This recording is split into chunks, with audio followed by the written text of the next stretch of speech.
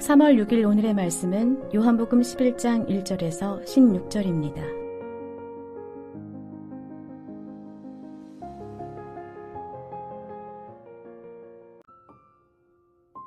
어떤 병자가 있으니 이는 마리아와 그 자매 마르다의 마을 베다니에 사는 나사로라. 이 마리아는 향유를 주께 붓고 머리털로 주의 발을 닦던 자요, 병든 나사로는 그의 오라버니더라. 이에 그 노이들이 예수께 사람을 보내어 이르되 주여 보시옵소서, 사랑하시는 자가 병들었나이다 하니 예수께서 들으시고 이르시되 이 병은 죽을 병이 아니라 하나님의 영광을 위함이요 하나님의 아들이 이로 말미암아 영광을 받게 하려 함이라 하시더라. 예수께서 본래 마르다와 그 동생과 나사로를 사랑하시더니 나사로가 병들었다 함을 들으시고 그 계시던 곳에 이틀을 더 유하시고 그 후에 제자들에게 이르시되 유대로 다시 가자 하시니 제자들이 말하되 라삐여, 방금도 유대인들이 돌로 치려 하였는데 또 그리로 가시려 하나이까? 예수께서 대답하시되 낮이 12시간이 아니냐? 사람이 낮에 다니면 이 세상의 빛을 보므로 실족하지 아니하고 밤에 다니면 빛이 그 사람 안에 없는 고로 실족하느니라. 이 말씀을 하신 후에 또 이르시되 우리 친구 나사로가 잠들었도다. 그러나 내가 깨우러 가노라. 제자들이 이르되 주여, 잠들었으면 낫겠나이다 하더라. 예수는 그의 죽음을 가리켜 말씀하신 것이나 그들은 잠들어 쉬는 것을 가리켜 말씀하심인 줄 생각하는지라. 이에 예수께서 밝히 이르시되 나사로가 죽었느니라. 내가 거기 있지 아니한 것을 너희를 위하여 기뻐하노니 이는 너희로 믿게 하려 함이라. 그러나 그에게로 가자 하시니 디두모라고도 하는 도마가 다른 제자들에게 말하되 우리도 주와 함께 죽으러 가자 하니라. 요한복음 11장 1절에서 16절 말씀을 함께 묵상하겠습니다. 예수님께서는 자신이 어떤 존재인지 그리고 무엇을 하려고 이 땅에 오셨는지를 점점 더 선명하게 드러내고 보여주십니다. 이렇게 자신을 더욱 드러내고 보여주심의 결과는 유대주의자들과의 간격이 더 벌어지는 것입니다. 유대주의자들이 예수님을 죽여야겠다는 생각을 더 확고히 하게 만들었지요. 그럼에도 예수님은 자신이 어떤 존재인지, 왜 이 땅에 오셨는지를 더욱 선명하고 더욱 명확하게 드러내 보여주십니다. 그런 맥락에서 볼 때 11장은 예수님의 사역에서 너무나도 중요한 장입니다. 11장에서 나사로를 살리신 사건을 통해서 예수님은 자신의 부활을 예표합니다. 이 나사로를 살리신 이후 예수님은 12장에 보면 예루살렘으로 들어가시고 13장에서 제자들의 발을 씻기시고 사역의 절정을 보여주십니다. 그리고 14장과 16장의 마지막 고별 설교를 하신 후에 17장 겟세마네 마지막 기도를 하시고 18장에서 20장에 잡혀 죽으시고 부활하십니다. 그리고 21장에서 부활하신 예수님이 제자들을 찾아가 다시 사명을 허락하시죠. 이런 맥락에서 볼 때 죽은 나사로를 살리신 사건은 예수님이 자신을 드러내고 보여주는 표식이고 표적입니다. 그러니 이 부분을 적용할 때 죽은 사람도 예수님이 능력을 행하시면 살린다라는 적용은 올바른 적용은 아닙니다. 하여튼 이런 맥락에서 오늘 본문을 살펴보도록 하겠습니다. 11장 사건의 배경은 비교적 자세히 기록되고 있습니다. 마리아와 마르다의 오빠인 나사로가 병들었습니다. 여기서 마리아는 향유를 붓고 주께 머리털로 주의 발을 씻긴 여인이라고 기록합니다. 이 동생들은 예수님께 사람을 보내어 주께서 사랑하시는 자가 병들었다고 전합니다. 나사로는 장성한 어른이며 이전에서부터 예수님과 깊은 관계가 있었던 것으로 볼 수 있습니다. 예수님은 이 가족을 사랑하셨습니다. 이들이 사는 장소도 기록되어 있는데요. 바로 베다니입니다. 베다니는 예루살렘에서 3km 정도 떨어진 지역이죠. 그러니 베다니에서 일어나는 일은 예루살렘으로 바로 소식이 들어가게 되어 있습니다. 나사로의 동생들은 예수님께 사랑하는 자가 병들었다고 전하지요. 예수님께서 이들의 말을 들으시고 이 병은 죽을 병이 아니라고 합니다. 그러면서 이 병은 하나님의 영광을 위함이요 하나님의 아들이 이로 말미암아 영광을 받게 하려 함이라고 말씀하십니다. 그리고는 그곳에서 이틀 동안 더 유하십니다. 이틀 동안 거기에서 더 머무르시는 것을 볼 때 예수님의 계획적인 의도를 발견할 수 있습니다. 1절에서 6절에 보면 예수님이 마리아와 마르다와 나사로를 사랑하셨다는 것이 반복적으로 드러납니다. 이렇게 사랑하는 자들이 아프다면 바로 가서 기도를 하거나 도움을 주어야 합니다. 베다니에서 나사로를 치유해달라고 여기까지 온 것을 보면 분명히 이 병은 중한 병이고 촉각을 다투는 병이었을 것입니다. 그러니 마치 119에 전화해서 도움을 청하듯 이들은 예수님께 도움을 청하러 온 것입니다. 그런데 예수님은 그들을 사랑하심에도 이틀 동안 베다니로 가지 않으십니다. 일부러 시간을 보내신 것입니다. 이제 이틀을 유하시고 나셔서 7절에 보면 유대로 가자고 하십니다.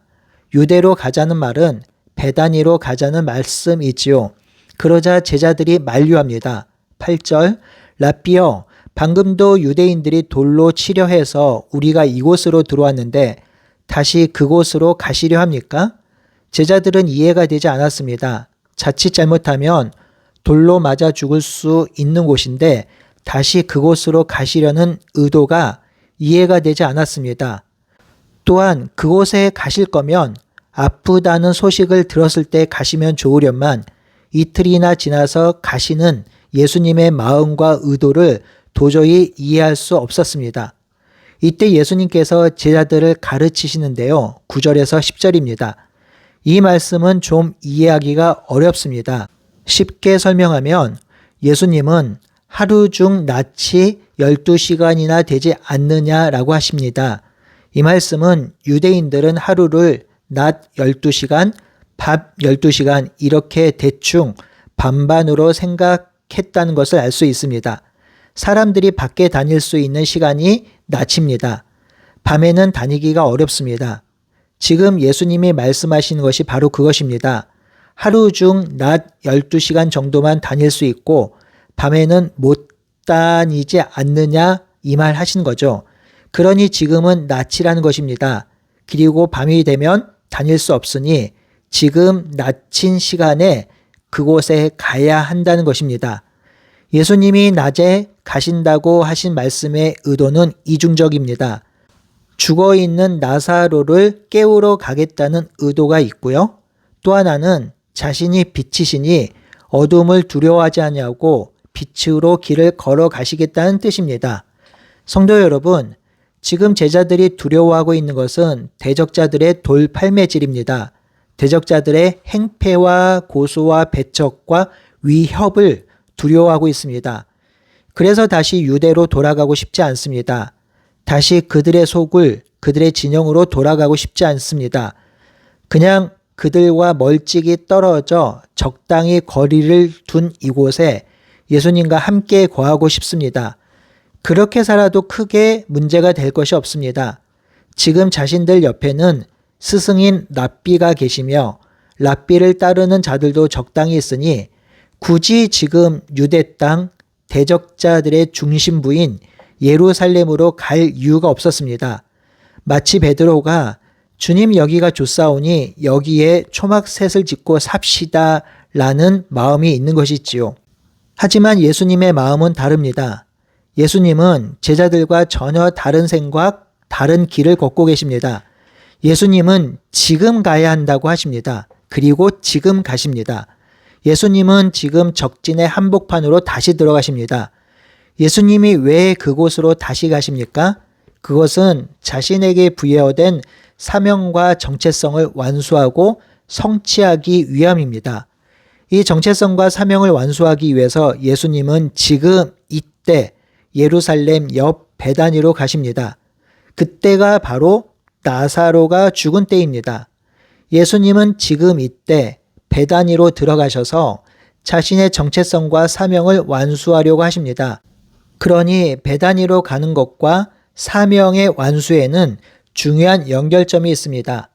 예수님이 들어가신다고 하는 때가 나사로가 죽은 때입니다. 처음에는 나사로가 잠들었다 말씀하시지만 다시 말씀하십니다. 나사로가 죽었다고 하죠. 그리고 나사로가 죽었다고 하는 그 자리로 예수님이 다시 들어가십니다. 사실 이때 들어가는 것은 사역하기 좋은 때는 아닙니다. 지금 나사로에게 가면 사람들의 욕과 핀잔과 모욕을 받기에 적절한 타이밍이죠. 이틀 전에 그 누이들이 사람을 보내어 나사로가 죽게 되었으니 와서 치유해 주소서 라고 했을 때 예수님이 베다니로 오셨으면 죽지 않았을 수도 있었을 것입니다. 마치 119에 응급 환자를 이송해 달라고 요청했는데 119가 늦게 도착해서 사람이 죽은 것과 비슷합니다. 119가 제때 도착해도 살 수 있었다면 그 원망은 119가 듣게 되는 상황입니다. 이는 예를 든 거예요. 제가 119 대원의 노고를 깎아내린 것은 아닙니다. 예수님이 그런 상황에 놓일 수 있는데 굳이 베다니로 다시 가려 하신다는 것이죠.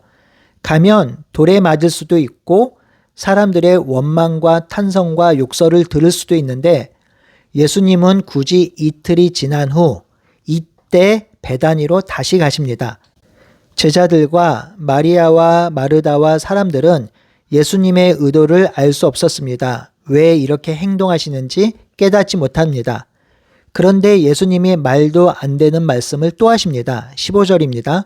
내가 거기 있지 아니한 것은 너희를 위하여 기뻐하노니 이는 너희로 나를 믿게 하기 위함이라 하십니다. 결국 예수님께서 이렇게 행하신 이유는 그들이 예수님을 온전히 믿게 하기 위함이란 것입니다.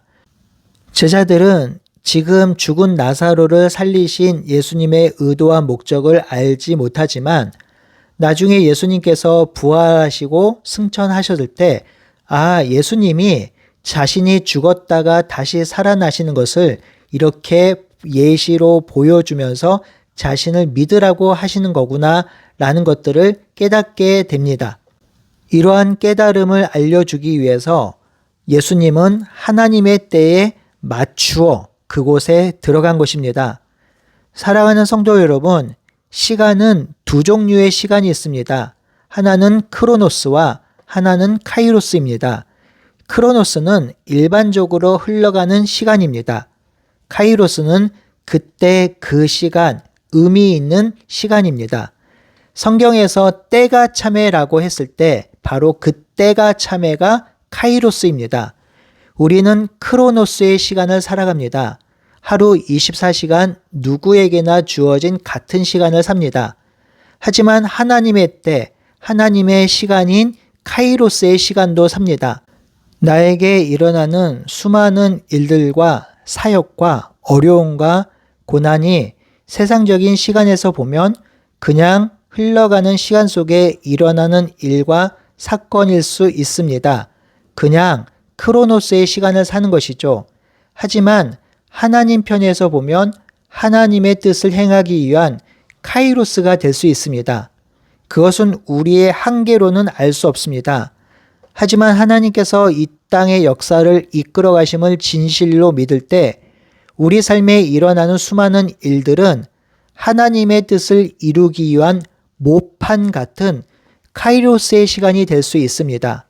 그러니 우리 인생에서 일어나는 수많은 일들, 특별히 힘들고 어려운 일들을 경험할 때 그 힘듦과 어려움, 고통과 아픔으로만 해석하지 않고 하나님께서 이 일을 통해서 어떻게 일하시고 행하실지를 묵상하면서 하나님의 역사가 이 땅에서 이루어지는 카이로스의 시간이 될 수 있음을 믿읍시다. 오늘 하루도 나를 통해서 역사하시는 하나님의 손길에 기대어 살아가는 우리 모두가 되길 바라고 소원합니다. 함께 기도하겠습니다. 하나님, 하나님께서 하나님의 때에 하나님의 일을 이루십니다. 우리에게 일어나는 수많은 사건과 일들과 어려움들이 우리에게는 힘들고 고달플 수 있지만 하나님의 뜻을 일하시는 방편일 수 있음을 기억하게 하여 주시고 우리에게 일어나는 많은 일들에 낭망하지 않고 힘을 얻을 수 있도록 인도하여 주시옵소서. 예수님의 이름으로 기도드립니다. 아멘.